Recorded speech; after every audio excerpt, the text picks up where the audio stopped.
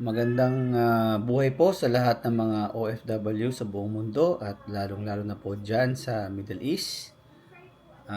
Magbibigay lamang po tayo ng isang feedback sa nangyari po sa araw na ito sa pagbisita po namin ni Kabong sa OFW Hospital dyan po sa San Fernando, Pampanga. So dumating po kami dyan ng bandang alauna or alas 2 ng hapon para tingnan po ang sitwasyon or improvement. Last time na pinuntahan po namin o dinalaw namin ang OFW Hospital was in 2022.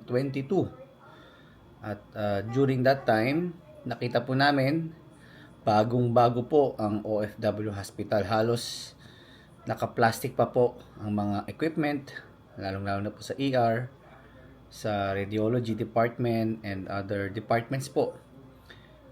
Pero kanina nakita po namin for the second time around ang OFW Hospital at kami po ay nagulat dahil marami pong pagbabago ang nakita namin. Nandyan na po ang ER, meron na po silang ER, may mga staff nurses na rin po doon. Of course, ang pharmacy nagdi-dispense na rin po ng gamot. Ang outpatient department ay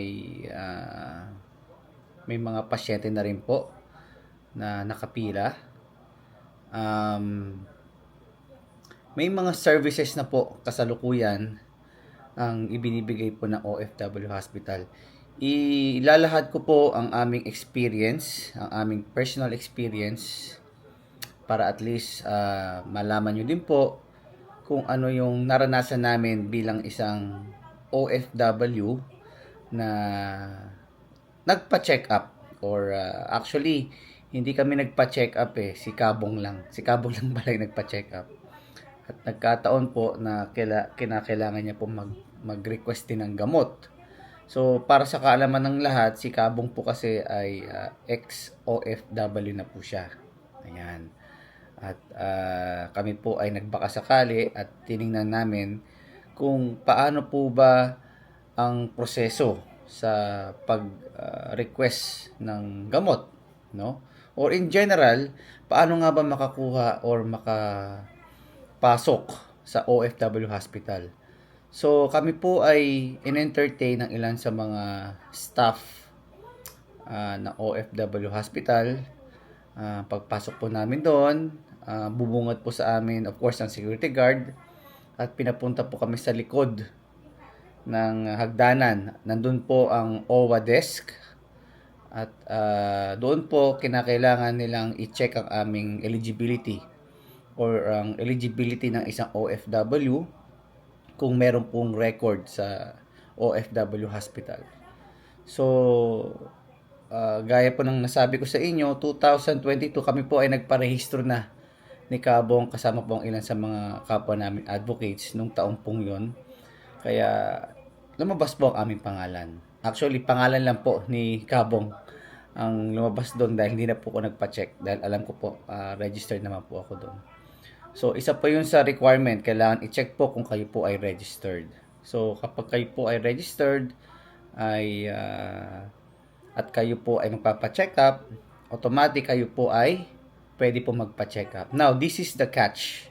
Ito po yung kinakailangan nyo po malaman mga kababayan nating OFWs.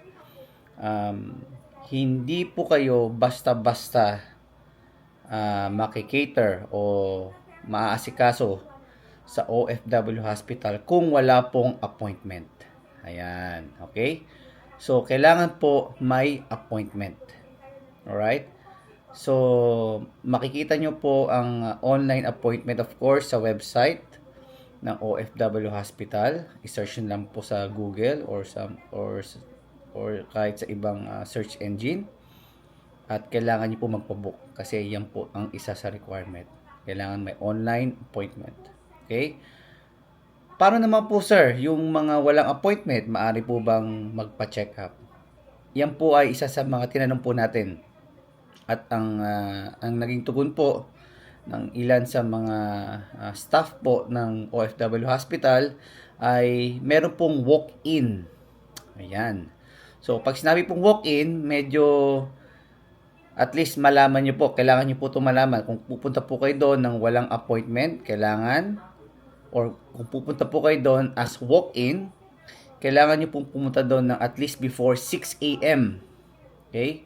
6 a.m. So, ang sabi, may mga pasyente po doon, OFW or kamag-anak ng OFW, na pumupunta po doon ng around 5 a.m. or 5:30 a.m. para kuha po ng slot para sa walk-in. So, walk-in po, as per information from the staff, ay tumatanggap po sila ng 25 walk-in per day. Okay? So, ginagawa po nila ito dahil para ma-regulate din po ang pagpasok ng mga pasyente sa isang araw. So, roughly tumatanggap po ang ospital ng around 200 patients per day.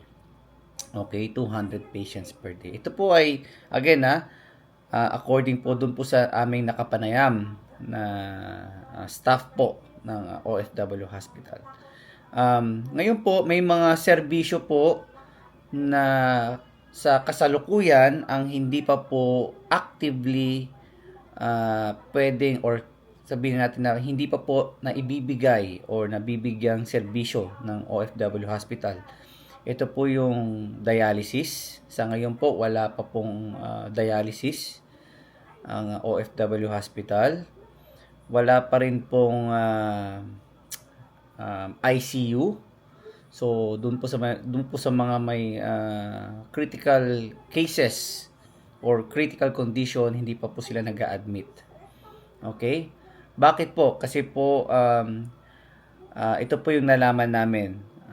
Ang hospital po ng OFW Hospital ay nasa level 1 or nasa primary level pa lamang po. Okay? Kung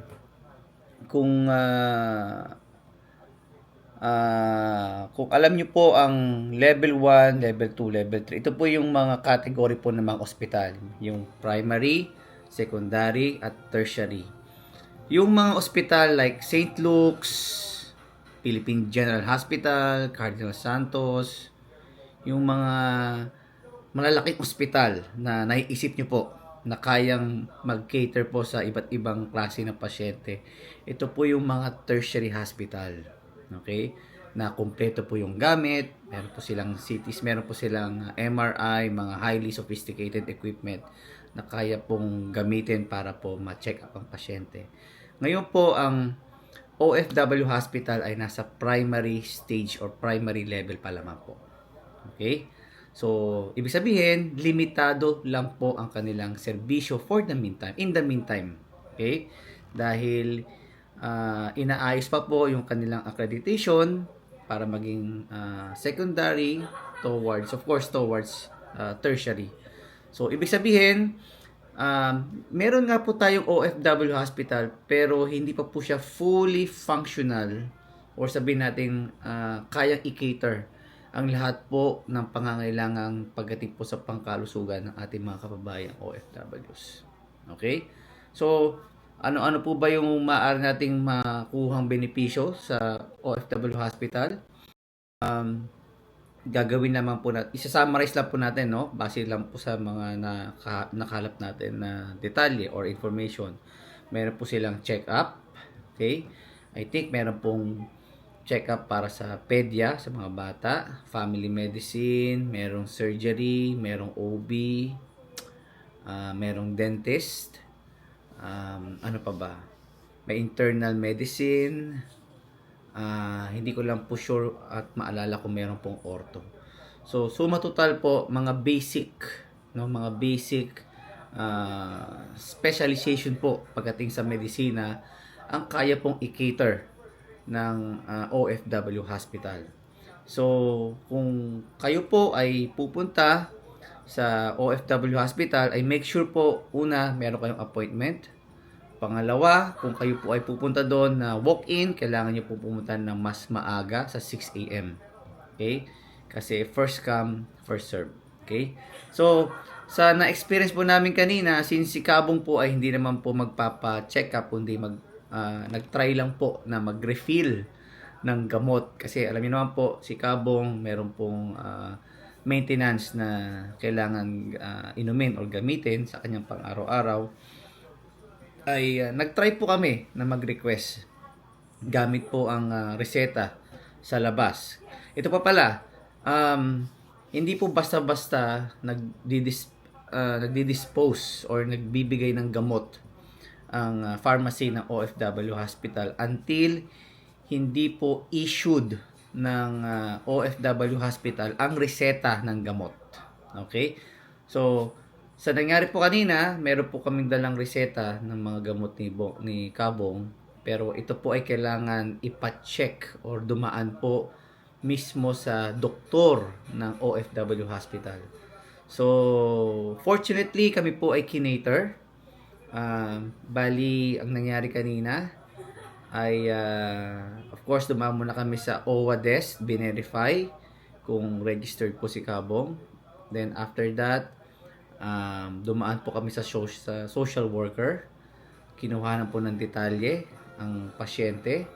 At pagkatapos po noon, pinaakyat po kami sa outpatient department para i-examine po ng general physician ng OFW Hospital. At doon nga po namin na-meet ang isa sa pinaka pleasant na napakabait na doktor na si Dr. Mendoza. Ayan. So, thank you po Dr. Mendoza sa pag-aasikaso po sa amin, lalo na po kay Kabong kanina. So, ipinaliwanag po ni Dr.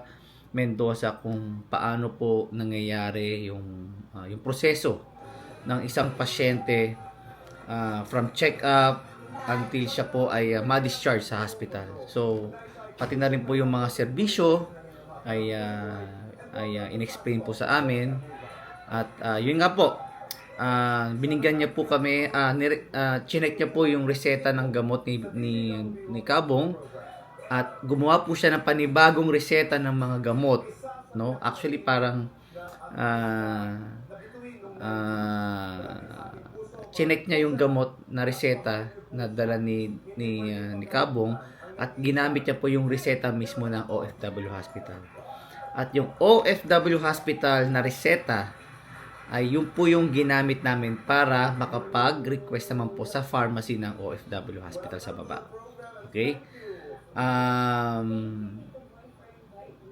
Unfortunately, nung nasa pharmacy na po kami, ay sad to say, kulang po yung gamot na available, no?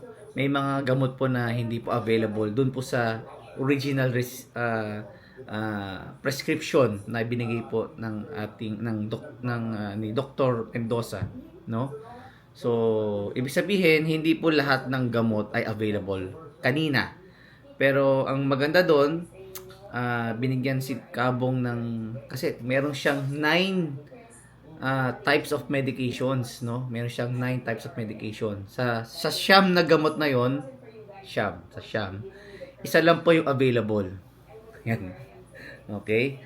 So, bakit po? Kasi naubos po or ubos na ang stock ng OFW Hospital. Kinukwento ko lamang po yung aming na-experience kanina. So, kulang po yung gamot dahil, of course, unavailable. At binigyan po si Kabong ng gamot for 2 weeks. At ang sabi doon, after 2 weeks bumalik at kung ano po yung available na gamot, doon po sa listahan na meron sila ay yun po ibibigay. Okay? So, yun po yung nangyari kanina. So, suma total, of course, overall, we were, sabihin na natin, at least, satisfied naman, no? At least, nakita natin yung serbisyo. At least, meron po tayong ospital, sabi nga na maituturing natin na para sa mga OFWs. Of course, sabi ko nga, hindi po ganun kabilis ang improvement. It will take time. Probably sana next year pagbalik natin or sa mga susunod na taon ay mas makakakita pa po tayo ng mga malalaking improvement sa OFW Hospital. At of course, isa pa pala, nagpapaanak na rin po sila. Ayan, labor and delivery available na rin po sa kanila as long as it is normal. Actually, meron na rin pong cesarean delivery as per one of the staff po ng OFW Hospital. Okay? So, ano pa ba? So, yun lamang po.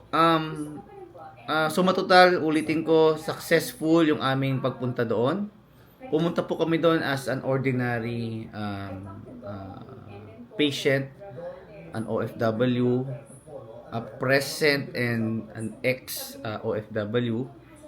At niliwanag po sa atin na ito po ay ospital ng mga OFWs, kasama na rin po ang mga relatives. Relatives meaning until first degree relative. Like asawa, anak, no? Or kapatid kung ikaw ay single na OFW. Okay? So, requirements pala para magpa-register sa OFW Hospital, any government IDs, okay? Of course, passport may do. At ano pa ba? I think kailangan din yata magpakita ng IDs or company IDs, no? It's either expired.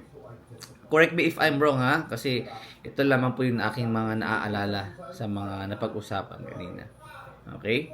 So, yun po yung ating na-experience kanina with Kabong sa pagbisita po natin sa OFW Hospital. And tinanong po natin of course sa mga hospital staff kung sila po ba ay okay, well compensated, at meron po ba silang at least concern or issues na gusto nilang maiparating sa kinaukulan. Well, so far, sabi naman nila they are well compensated at wala naman pong issues. No? Ibig sabihin, okay naman po ang kanilang trabaho bilang staff ng OFW Hospital. Okay? So of course, yung medical repatriation, isa yan sa mga serbisyo na binibigay po or in-offer po ng OFW Hospital. And of course, alam niyo naman po, ang Filipino Nurses in Arabia or ang FINA ay isa po sa mga organization na nagbibigay ng assistance po sa mga kababayan natin outside Philippines na nag-uwi po or tumutulong po para po sa medical repatriation ng ilan sa mga kababayan natin na may sakit. Okay? So, for more information, again, ito pong sinasabi ko ay base po sa aming experience. Naway nagkaroon po kayo ng idea, nagkaroon po kayo ng knowledge, at least kahit paano, bago po kayo pumunta doon, make sure, again, meron kayong appointment. Or, pwede po kayong pumunta doon as walk-in, agahan nyo lamang po. Okay? Yung kay Kabong po, hindi po siya check-up kung hindi nagpa-refill lang po kami ng gamot. Nag-try lang po kami magpa-refill ng gamot. Okay? Ano pa ba? So, yun lamang po. Kung meron po kayong tanong, kung meron po kayong concern, pwede po kayong bumisita sa website or sa Facebook page ng OFW Hospital, and I am sure, siguro, may sasagot po sa inyo doon. At kung meron po kung meron man po kami ni Kabong na pwedeng maitulong or maisagot sa mga katanungan nyo, mga basic questions na kaya namin sagutin, ay susubukan po namin sagutin ang inyong mga tanong. Okay? So, hanggang dito na lamang po. Again, keep safe everyone. God bless and ciao. Thank you.